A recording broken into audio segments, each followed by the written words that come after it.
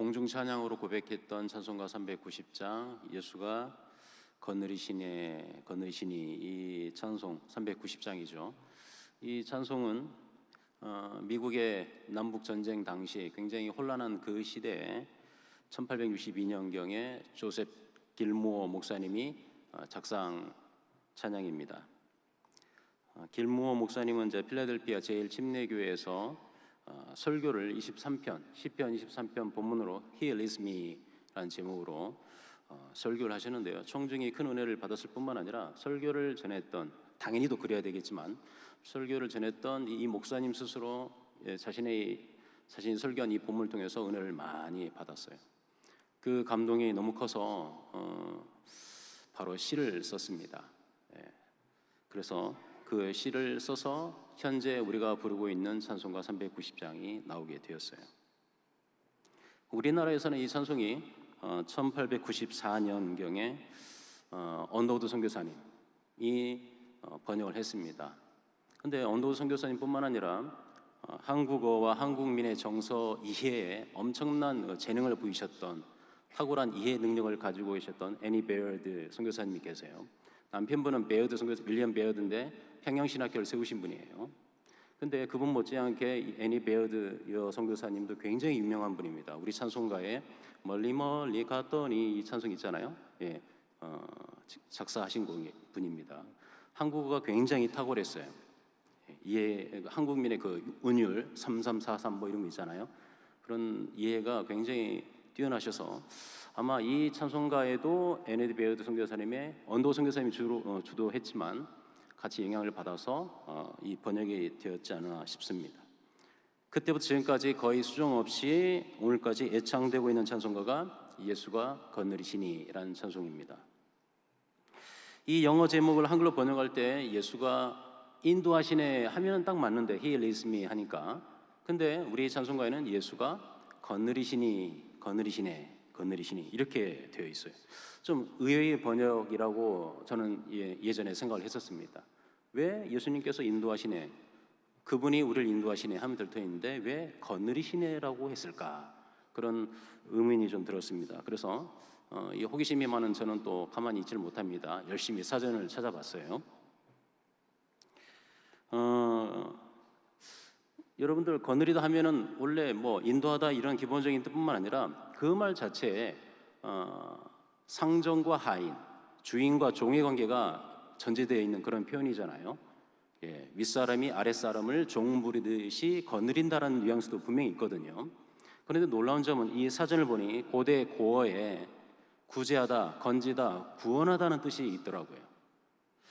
제가 그걸 보고 참 감탄을 금할 수 없었습니다. 비록 한국의 선교사님들이지만 어찌하든지 이 영어 찬송가를 한국말로 번역할 때 한국민의 정서에 가장 맞는 단어가 무엇일까 엄청나게 고민하고 연구했다는 그 흔적이 딱 느껴졌습니다. 그래서 He leads me를 번역할 때 이 구원하다, 건지다라는 성경적 의미와 잘 연결될 수 있는 거느리다라고 이 단어를 의도적으로 채용했던 것입니다. 이 찬송가 예수가 거느리시니, 이 배경이 되는 성경 본문은 아까도 말씀드렸지만 시편 23편입니다. 시편 23편은 여호와 하나님을 향한 절대적인 신뢰를 담고 있는 그런 신뢰 시입니다. 6절밖에 되지 않아요. 짧은 시이죠. 짧은 시임에도 불구하고 문학적으로 아름답게 구성되어 있고, 또한 두 가지의 지배적인 은유, 메타포가 여기에 담겨 있는데 하나님의 돌보심과 인도하심, 그분의 선하심이 아주 강렬하게 표현되어 있어요. 두 가지의 은유는 뭐냐? 목자 이미지와 잔치의 이미지가 그것입니다. 이 시간 오늘 본문을 통해서 과연 이 시의 저자 다윗은 어떠한 심정으로, 어떠한 고백으로, 또한 무슨 의미로 우리 하나님을 목자로서 그리고 잔치의 주인으로서 묘사한 것인지 함께 말씀을 통해 상고해 보고자 합니다. 첫째로, 참 목자이신 여호와는 자기 이름을 위하여 성도를 의의 길로 인도하십니다. 23편 1절부터 4절까지 합독하겠습니다. 1절부터 4절까지 시작. 여호와는 나의 목자시니 내게 부족함이.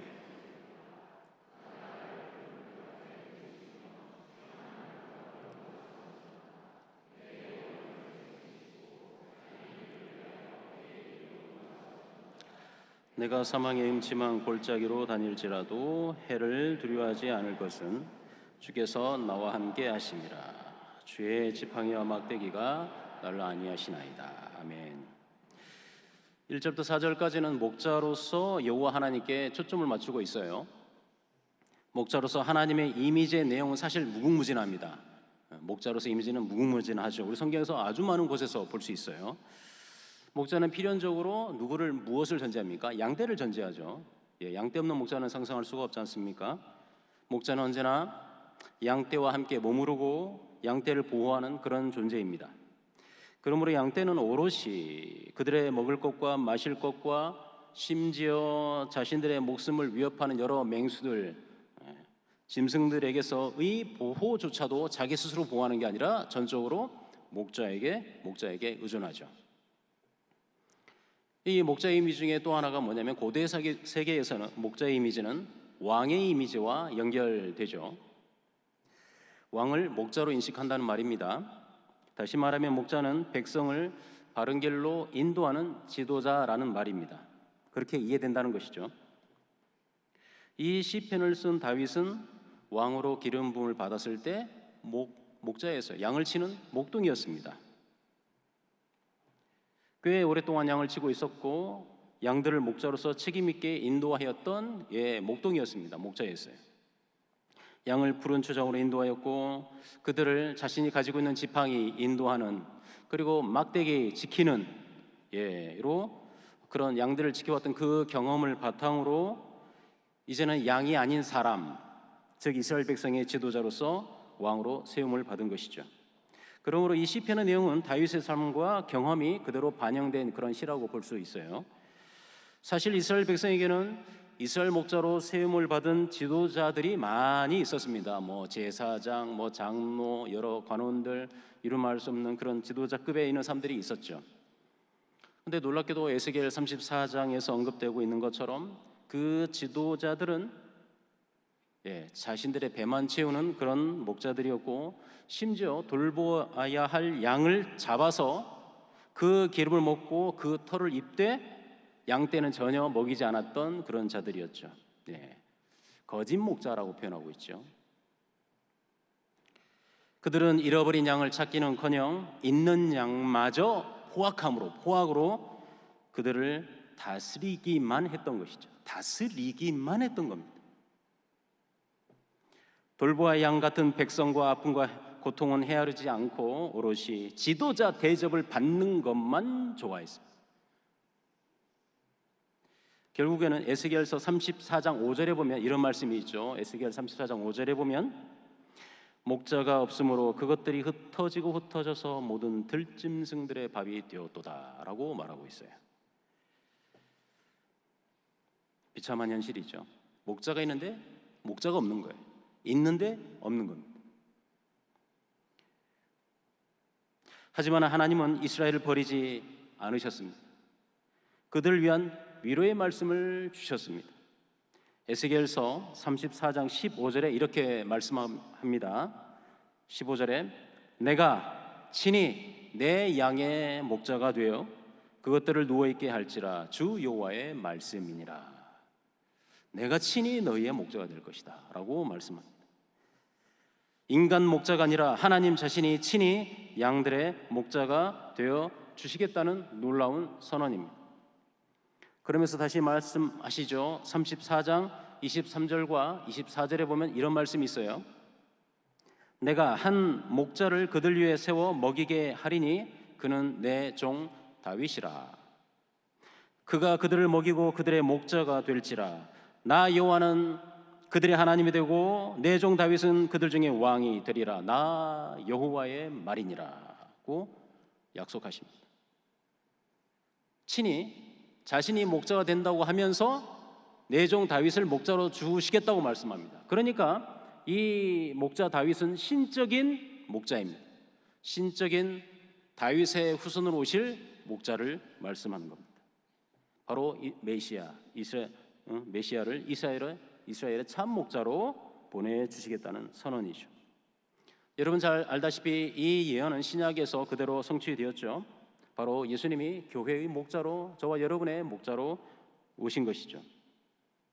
요한복음 10장 11절과 14절에 나와 있듯이 11절과 14절에 보면 나는 선한 목자라, 선한 목자는 양들을 위하여 목숨을 버린다 라고 했고, 14절에도 나는 선한 목자라, 나는 내 양을 알고 양도 나를 안다 라고 말씀하시죠.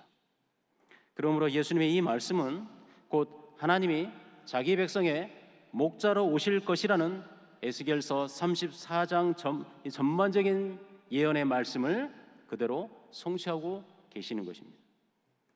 그래서 선목자 예수님은 마가복음 6장 34절처럼 예수께서 나오사 큰 무리를 보시고 그 목자 없는 양 같음을 인하여 불쌍히 여기사 이에 여러 가지로 가르치시더라 라고 말씀하고 있어요. 이 말씀을 하시면서 여러분 너무나 잘 알고 있는 사복음서에 다 나와 있는 기적 이야기 무엇입니까? 오병이어의 기적 이야기가 바로 이어집니다. 불쌍히 여기셔서 여러 가지로 가르치실 뿐만 아니라 그들을 그냥 말씀만 가르친 게 아니라 그들의 삶에 피부적으로 체험할 수 있도록 먹을 것을 주시는 것이죠.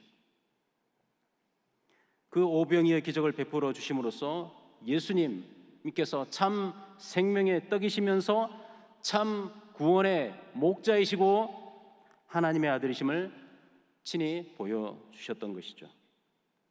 여러분 참 놀랍게도 오늘 본문인 시편 23편 2절에 보면 그가 나를 푸른 풀밭에 누이시며, 옛 성경에는 푸른 초장에 누이시며 이렇게 돼 있었죠. 푸른 풀밭에 누이시며 라는 이 표현이 예수께서 행하셨던 오병이어 기적의 그 장소와 긴밀하게 연관되어 있어요. 마가복음 6장 39절 오병이어 기적이 벌어지는 그 6장 39절에서 예수께서 목자로서 무리들에게 오병이어의 기적을 행하실 때, 먹이실 때 그들을 푸른 잔디 위에 앉게 하셨다라는 이 표현을 통해서 다윗이 고백한 그 목자가 바로 예수 그리스도이심을 분명하게 보여주고 있다는 사실입니다. 여러분 마가복음 6장에 좀 이렇게 컨텍스트를 보면, 문맥을 보면 6장 35절에는 분명히 그 장소, 오병이어의 기적을 행했던 그 장소를 윌더니스, 빈들이라고, 황량한 들이라고 말하고 있어요. 이곳은 빈들이다라고 말하고 있어요. 빈들이라고 말함으로써 광야같이 척박하고 메마른 절망의 장소로 은유되고 있었는데 얼마 안 있어 소망과 풍요의 푸른 잔디와 푸른 풀밭이 되는 이 기적은 그냥 된 것입니까? 그곳에 누가 계셨기 때문입니까? 오직 참 목자이신 예수 그리스도로 말미암아 이루어지는 것이죠. 내 영혼을 소생시키시고 자기 이름을 위하여 의의 길로 인도하신다는 시편 23편 이 3절의 이 고백처럼 목자 예수께서 계시는 그곳이 바로 참된 보호와 위로와 안위와 생명이 넘치게 되는 곳입니다. 예수님의 이름이 무슨 뜻입니까? 예수의 이름이 무슨 뜻입니까? 예수님은 자기 백성을 저희 죄에서 구원할 자 아니십니까? 예. 그 이름 그대로 자신의 이름을 위하여 저와 여러분을, 양들을 의의 길로 인도하시고 구원하시는 것입니다. 바로 우리를 거느리시는 겁니다. 책임지시는 겁니다.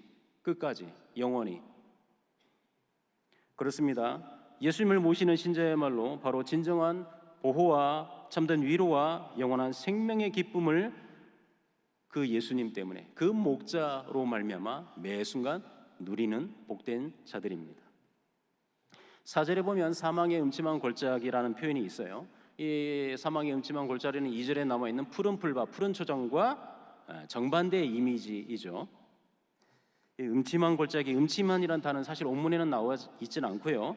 이 전체적으로 이걸 직역하면 사망의 그림자 골짜기, 그림자 골짜기라고 번역하는 게 더 직역하면 그렇게 됩니다.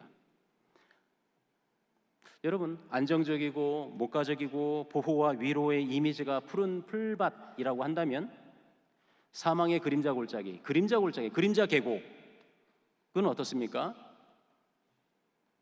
다윗에게 있어 고독과 고립, 그리고 위기와 절망으로 점철되었던 자신의 그 시기들, 그 때들을 보여주고 있습니다. 하지만 그러한 외부적 환경과 내적인 고통 가운데 있다 할지라도 푸른 풀밭과 같은 진정한 평안으로 다윗이 그 모든 것을 통과할 수 있었던 것은 주님이 함께 하셨기 때문입니다. 주님의 동지하심입니다. 임마누엘이죠.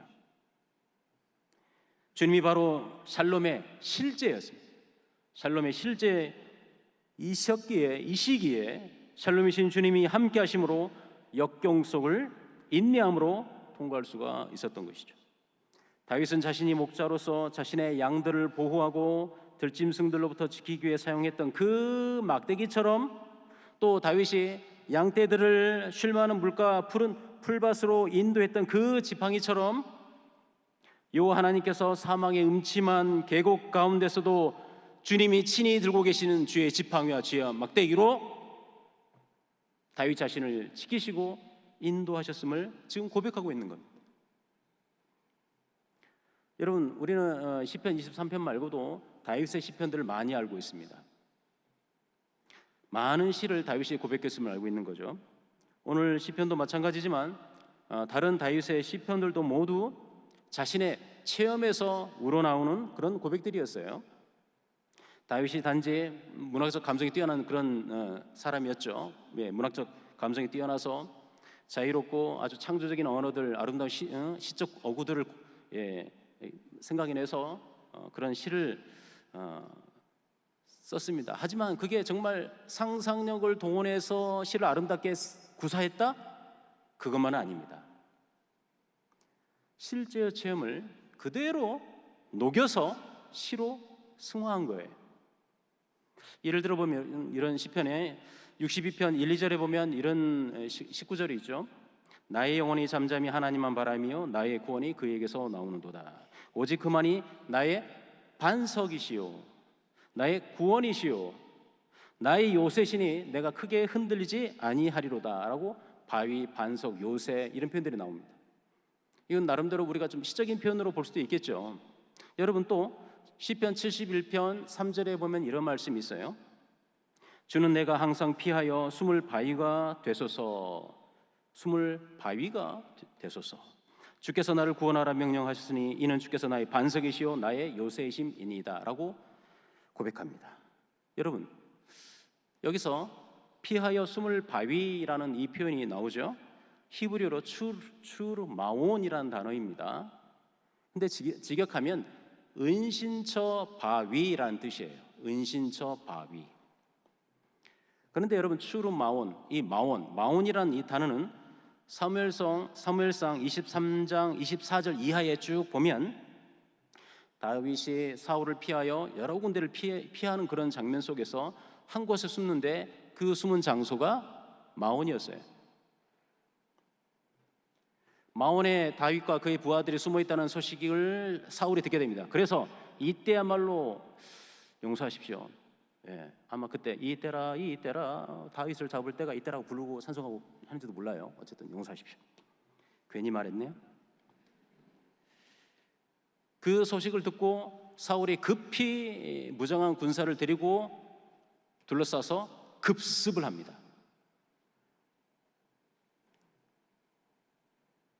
그래서 다윗과 그의 부하들, 그의 사람들은 잡히기 일보 직전의 절체절명의 순간이었어요. 그런데 놀랍게도 한 전령이 사울에게 와서 급보를 전합니다. 블레셋 사람들이 지금 이스라엘 침공했습니다 라고 급보를 전해요. 이 사울이 지금 자기 나라가 위태에 빠져 있잖아요. 그래서 급히 다윗 잡기를 포기하고 급히 되돌아가는 기적이 벌어집니다. 그 기적이 벌어진 장소가 마온이라는 지역이었어요. 그러므로 다윗에게 있어 마온은 주는 내가 항상 피하여 숨을 바위가 되소서라고 라고 한 거예요. 여러분, 고백의 현장 체험 장소인 거죠, 그곳이. 여러분, 또 아까 우리 시편 읽었던 곳에서 보았던 곳에서 주께서 나의 반석이시오라고 했습니다. 반석. 이 반석은 히브리어로 셀라라는 단어인데 아까 제가 말씀드렸던 사무엘상 23장 28절로 29절에 보면 사울이 다윗 쫓기를 그치고 돌아간 후에 그곳을 셀라 하만누곳이라고 칭하게 됩니다. 셀라 하만누곳. 근데 이 셀라, 바위라는 뜻과 도망이라는 뜻의 많은 곳이 합쳐진 단어입니다. 그러니까 도망의 바위 이렇게 되겠죠, 직역하면. 네. 그래서 그 지역을 도망의 바위라고 지역을 부르게 된 것입니다. 이 역시 피할 바위, 숨을 바위와 같은 그런 의미를 지니는 것이죠. 나의 요새입니다라고 다윗이 고백했잖아요. 요새. 또 굉장히 체험적인 고백이에요.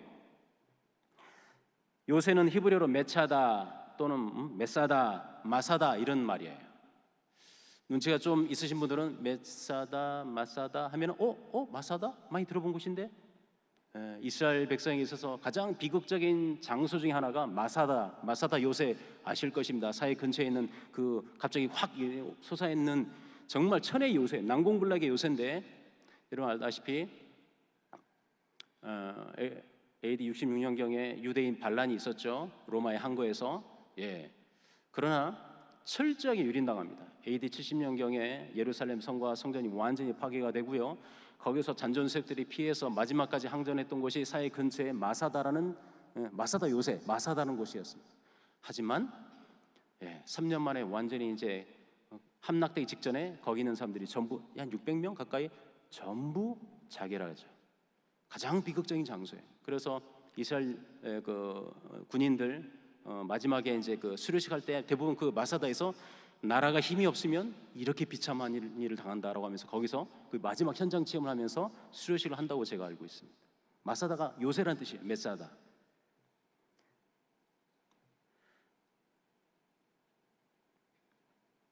여기 사무엘상 23장 29절에 보면 다윗이 거기서 올라가서 엔게디 요새에 머물렀다라고 하는데 이 요새가 바로 마사다입니다. 그러므로 다윗은 절체절명의 위기 순간마다 하나님의 도우심과 인도하심으로 피할 바위에 숨고 반석 위에 있고 또 마사다, 즉 요새의 안전함으로 구할 수 있었던 것입니다. 이스라엘 백성들은 비극적으로 함락되었지만 다윗이 머물렀던 요새는 하나님이 지켜주심으로 안전했던 것입니다. 이처럼 다윗은 수많은 마사다에서 하나님의 보호와 거느리심을 받았음을 친히 이렇게 고백을 했던 것이죠. 여러분, 그렇다면 시편 23편을 노래하고 있는 다윗은 그저 감성이 풍부해서 멋진 언어들을 동원하여 시를 쓴 게 아니에요. 그래서 우리가 찬송할 때 여호와는 나의 목자 되신 약간 목가적이잖아요. 이렇게. 그러나 그 이면에는 그의 처절한 삶의 고백이 담겨 있는 겁니다. 자신의 인생사 깊숙이 체험하고 맛을 본 자신의 고백인 것입니다. 이 공고한 자가 부르짖으며 여호와께 들으시고 그의 모든 환난에서 구원하셨도다. 시편 34편 6절에서 8절에 보면 나오죠. 여호와의 천사가 주를 경외하는 자를 둘러 진치고 저희를 지키시는도다. 너희는 여호와의 선하심을 맛보아 알지어다. 그에게 피하는 자는 복이 있도다. 다윗의 체험적 고백입니다. 젊은 사자는 궁핍하여 쥐를지라도 여호와를 찾는 자에게는 모든 것이 부족함이 없으리로다. 그 강력한 힘을 가진 젊은 사자라 할지라도 궁핍하여 쥐를 수밖에 없는데 여호와를 경외하는 자는 모든 것에 부족함이 없다라고 다윗이 고백하고 있는 거예요. 그의 삶의 고백입니다. 항상 동지하시는 임마누엘의 하나님을 찬양하는 다윗의 고백입니다. 우리 역시 우리의 삶의 현장에서 이런 고백이 나와야 하지 않겠습니까? 그냥 시적인 어떤 감흥으로 노래하는 게 아니고요, 삶의 체험 거기에서 우러나오는 고백이 나와야 되지 않겠습니까? 세탁소 운영하시는 분들은 그곳에서 하나님의 체험, 하나님 함께 하시는 임재하심을 고백해야 됩니다. 여러분보다도 세탁소 사장인 여러분보다도 더 진하게 확실하게 세탁하시는 세탁소 사장님이 예수님이세요. 우리는 표백제를 쓰고 뭐 섬유 유연제를 쓰고 해도 뭐 부족한 부분이 있잖아요. 우리 예수님은 그 빨간 피로써 저와 여러분의 모든 죄를 단 한 톨도 남기지 않고, 이거 뭐 액체니까 털이라고 하면 뭐라고 해야 됩니까? 어쨌든 깨끗하게 씻겨주시는 분 아닙니까? 진정 세탁소 참 주인 세탁소는 사장님은 예수님이십니다. 의료계에 계시는 분들 계십니까? 여러분들이 환자, 보호자 또 뭐 시술할 때 그 자리에서 여러분의 지식을 의지하면 안 됩니다. 우리는 아무리 능력 있고 실력이 있다 할지라도 의료사고가 생길 수밖에 없어요. 안타까운 일들이 벌어질 수밖에 없습니다. 그러나 우리 영혼을 구원하는 데서 단 한순간도 실패하지 않으시는 진정한 의사이신 예수 그리스도를 의료 현장에서 여러분들은 고백하면서 겸손히 그 행위를 해야 돼요. SFC 운동원 여러분에게서 삶의 현장에서 예수님을 어떻게 체험해야 됩니까? 하나님을 어떻게 만나야 됩니까? 바로 여러분의 학업의 학교 현장에서 진정한 지혜이신 참 지혜이신 주님을 의지하고 주님을 고백하고 기도만 하고 공부 안 하는 게 아니라 기도했기 때문에 열심히 공부해야죠. 주 안에서 공부를 해야만 하는 것입니다. 바로 우리의 모든 삶의 현장에서 다윗이 고백한 것처럼 실제적이고 경험적인 고백들을 우리 모두는 매일 매순간 분초마다 해야 하는 것입니다. 여러분, 우리 하나님께서 우리들의 참 목자가 되셔서 우리를 모든 상황 속에서 인도하시고 보호하시고 거느리시고 지키시는 것은 그저 우리가 잘나서 우리가 능력이 뛰어나서 그런 것이 결코 아님을 여러분 잘 알지 않습니까?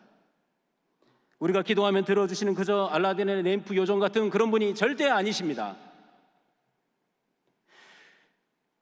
우리 편에 있는 게 아니라는 말입니다. 바로 여호와 하나님, 당신의 이름을 위하여 저와 여러분을 의의 길로 인도하시는 겁니다. 우리 영혼을 소생시키시고 오직 자기 이름을 위하여 우리 인생을 의의 길로 인도하시는 것이죠.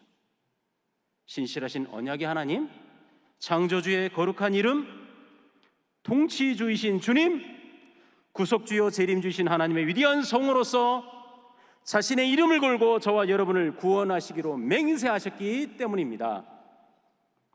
우리 연약과 부족에도 불구하고 언약에 신실하신 그분께서 당신의 이름을 걸고 우리를 사망의 그림자 골짜기, 사망의 음침한 골짜기에서 또 건지시고 보호하시고 인내하시고 잘 통과케 해주시고 승리하게 해주시는 것이죠.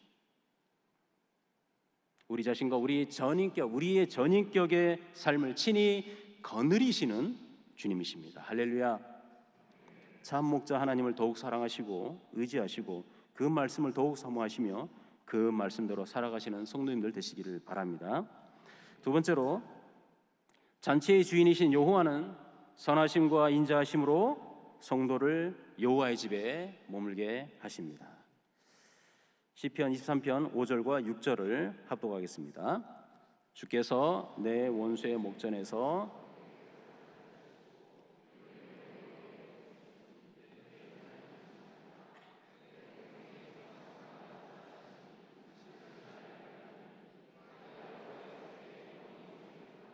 아멘.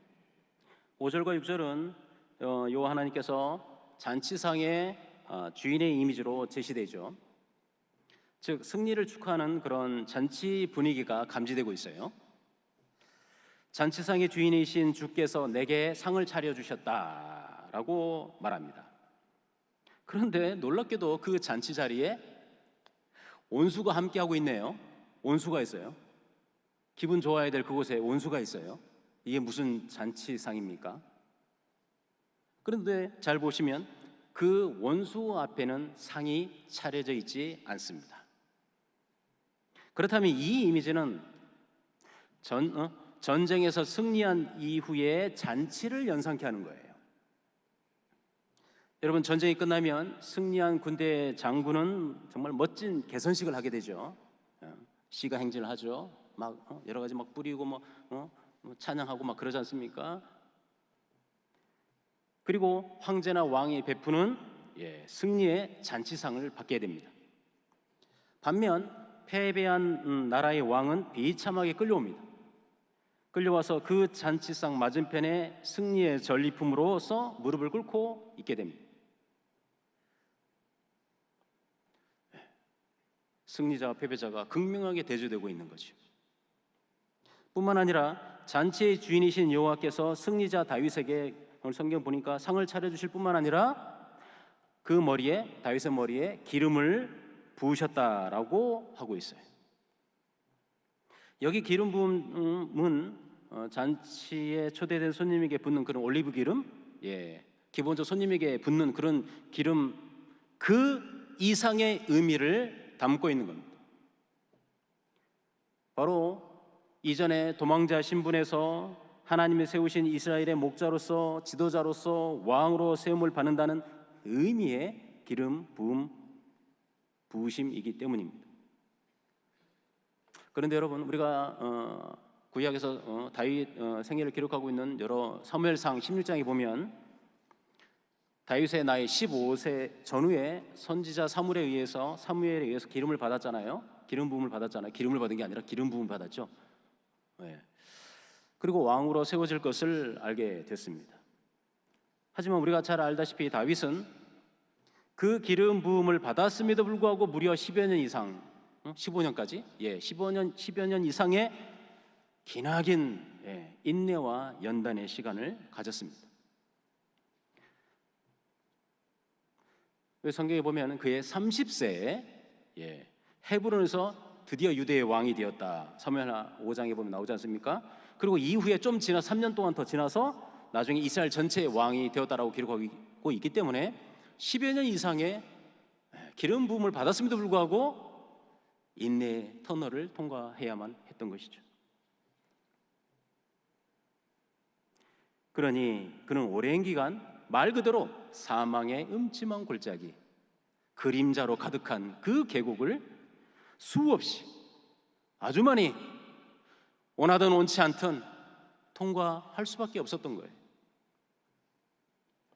순간마다 절망적인 상황을 맞닥뜨렸을 것이고요, 절체절명의 순간을 맞아서 부끄럽게도 미친 척도 했었잖아요. 여러분 성경 잘 아시지 않습니까? 미친 척을 했어요. 침 질질 흘리고 막, 이 미친놈을 왜 나한테 데리고 왔느냐, 막 그런 일까지 막 벌어지고 하잖아요. 갑작스러운 위기상에 꼬리 내리고 사울은 천천히요, 다윗은 만만이라는 그 엄청난 추앙받던 그런 사람이 도망가는, 꼬리 내린 개처럼 도망가는 그런 신세가 된 적도 많이 있었지 않습니까? 그런데도 다윗은 왜 나를 이렇게 고통스럽게 살도록 하십니까? 라고 주님께 원망하지 않았어요. 그는 오히려 그런 상황 속에서 여호와는 나의 산성이시요, 나의 요새시요, 나의 피할 바이시요, 나의 노래이십니다 하고 자신의 고통의 부르짖음에 응답하시고 항상 피할 길을 여셨던 하나님을 찬양했습니다. 그렇게 인내와 인고의 세월 속에서 그는 자신에게 기름 부으셨던 그 하나님의 신실하심, 그분의 언약을 굳게 믿었던 거예요. 그래서 다윗은 6절 상반절에 내 평생의 선하심과 인자하심이 반드시 나를 따랐다라고 고백합니다. 여기 선하심과 인자하심은 토브 헤세드라는 말이에요. 토브는 선하다, 좋다라는 그런 뜻이고, 헤세드는 여러분이 잘 아시는 하나님의 변함없는 언약적인 자비, 긍휼, 은혜를 나타내는 그런 용어입니다. 다시 번역하면 참으로 하나님의 선하신 은혜가, 하나님의 선하신 자비가, 하나님의 선하신 긍휼이 항상 나를 반드시 따라다녔습니다 라는 고백이에요. 주님의 언약적인 선하신 헤세드는 한 번도 내 곁을 떠난 적이 없으십니다 라는 고백이란 말입니다. 하나님께서 당신의 왕국을 세우시기 위해 다윗을 왕으로 기름 부으신 그 언약은 결코 흔들림 없이 항상 나를 따라다녔습니다 라는 고백입니다. 푸른 풀밭에 누이실 때도 함께 하셨고, 사막의 그림자 골짜기에 갇혀 있을 때도 역시 그 선하신 헤세드는 다윗을 둘러싸고 진치고 지키셨던 것입니다. 그래서 다윗은 흔들리지 않고 그분의 말씀을 신뢰하며 현재의 골짜기를 믿음으로 통과했던 것입니다. 그렇다면 6절에 내 평생의 선하심과 인자하심이 반드시 나를 따르리니 라는 이 고백은 말로만 하는 고백이 아니고요, 그의 삶 전체였습니다. 여러분, 그렇다면 다윗에게 놓였던 사망의 음침한 골짜기는 어떤 의미일까요? 사망의 음침한 골짜기는 놀랍게도 하나님의 헤세드를 체험하는 은혜의 장소였어요. 여러분, 다윗에게 주신 하나님의 충만한 은혜들 중에 하나가, 다윗에게 주신 은혜들 중에 하나가 여러분 다름 아닌 사울이었어요. 이해되십니까? 다윗에게 베푸신 은혜 중에 하나가 그의 죽은 사울이었다 이 말입니다. 좀 더 풀었으면 사울을 통한 연단이었던 거죠. 하나님은 다윗을 위해 먼저 사울에게 은혜를 주셔서 왕국을 다스리는 왕이 되게 하셨습니다. 다윗의 주군으로 세워주셔서 다윗을 연단시키도록 하신 것이죠. 사울을 섬겼던 그 기간이, 여러분, 그것이 다윗에게 베푸신 은혜였다는 사실을 우리는 잊어서는 안 됩니다. 다윗이 다윗되게 하는 연단의 과정으로서 사울을 하나님께서 세우신 것입니다. 여러분, 우리 주변에 사울이 있습니다. 때에 따라서는 우리의 부모가 사울이에요. 우리의 형제가, 이웃이, 동료가, 때로는 나의 스승이 바로 사울일 수 있습니다. 다윗은 7번이나 사울에 의해 죽임을 당할 뻔했지요. 그럼에도 다윗은 사울을 언제나 하나님께서 기름 부어 세우신 왕으로 인정하고 그에게 손대는 것을 극히 꺼려했습니다. 사울을 통해 자신이 연단받는다고 생각했던 것 같아요. 여러분, 다윗은 사울을 쳐서 사울의 왕권을 빼앗은 것이 결코 아닙니다. 하나님의 때에 사울이 죽고 나서 다윗이 왕위에 오른 것이에요. 하나님이 당신의 때에 당신께서 주권적으로 섭리 가운데 행하신 것입니다. 여러분, 그렇다면 우리는 하나님께로부터 받은 사명들이 있습니다. 직장을 통해서든지 가정을 통해서든지 학업이나 모든 삶에서 우리가 받은 각각의 사명들이 있습니다. 그렇다면 진정으로 하나님께서 주신 사명을 감당하기 위해서는 하나님께서 우리에게 역설적이지만 은혜로 주신 사울들이 있다는 걸 명심해야 돼요. 우리에게 또 수많은 사울이 필요하다는 사실도 인식해야 합니다. 다윗의 사명을 위해서는 만나야 하는 다양한 사울들이 있는 것처럼 말입니다. 6절 하반절에 다윗은 이렇게 고백합니다. 내가 여호와의 집에 영원히 살리로다. 이 시편 기자는 목자 곁에 목자의 보호를 맛보며 머무는 양떼처럼 하나님이 머무시는 하나님 집에서 영원히 평안을 누리며 살기를 지금 소망합니다. 그가 경험했던 엔게디 요새나 마원이나 반석이나 피난처, 그것들이 다 피난처요, 안식이요, 보호처가 될 수 있겠지만 그것들은 임시적이고 일시적일 뿐입니다. 다윗의 진정한 안식처요, 피난처요, 진정한 바위요, 요새요, 산성은 바로 여호와 하나님 자신이요, 하나님의 집이었습니다. 하나님의 성전이요, 바로 하나님의 자기 피로 세우신 교회를 여기서 우리에게 보여주고 있어요. 이 고백은 더 나아가 저 영원한 본향인 하나님의 나라에서 참 목자이신 하나님과 함께 살리라는 확실한 소망을 보여주는 것입니다. 그렇습니다. 다윗의 이 고백은 저와 여러분의 고백이 되어야 합니다. 주님의 집에 영원히 거하겠다라는 이 고백, 하나님의 자기 피로 사신 이 교회를 중심으로 살겠다는 이 고백, 우리의 진정한 고백이 되길 바랍니다. 마침내 저 영원한 하나님의 나라 천상교회에서 펼쳐질 천국의 잔치에 쉬지 않는 목소리로 하나님께 찬양하며 우리 주님과 지고 지순의 복을 그 날을 소망하면서 현재 감사하며 현재의 자리에서 열심을 다하여 살아겠다라는 가겠다라는 그런 진심 어린 고백을 하시는 여러분들 되기를 바랍니다. 성도 여러분, 오늘 헌신하신 SFC 운동원 여러분, 시편 23편은 참으로 목가적이고 전원적이며 아름답고 그런 평안한 이미지를 우리에게 주는 것 같습니다. 그런데 여러분, 우리가 살펴본 것처럼 이 23편의 이 짧은 내용 속에서 우리는 시편 기자인 다윗의 이 고백이 그의 인생에서 펼쳐졌던 희로애락의 상황 가운데 직접 목도하고 체험하며 직접 맛을 보았던 하나님의 은혜와 사랑을 녹여낸 것입니다.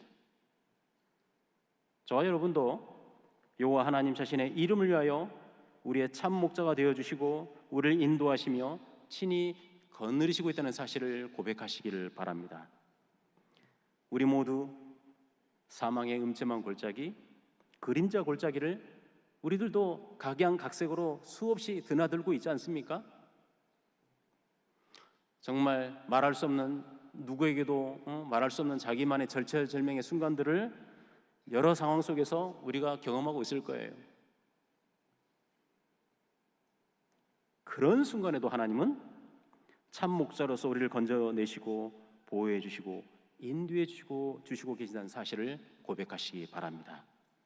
그러므로 여러분, 우리가 처한 각각의 상황에 불평하거나 원망하지 말고 오히려 하나님의 사람으로서 세움받기 위한 연단의 과정으로 인식하고 인내하면서 하나님과 동행하는 삶을 사시기를 바랍니다. 우리 일하는 직장이, 사업장이, 우리가 공부하는 이 학교 학업이, 우리의 가정이 주님과 가정에서 주님과 동행하심으로써 진정한 샬롬과 안식을 누리시기를 바랍니다. 여호와의 집에 영원히 거하겠다라고 하는 다윗의 이 고백처럼 하나님의 자기 피로 사신 교회 중심의 삶을 살아가심으로써 진정한 거느리심의 복을 누리시기를 바랍니다.